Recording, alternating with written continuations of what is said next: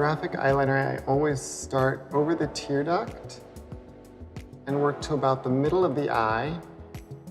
And then I determine where I want it to end, lay the liner pen on and pull in. For super sharp lines, I often clean up using a concealer brush just to tighten and perfect the edge.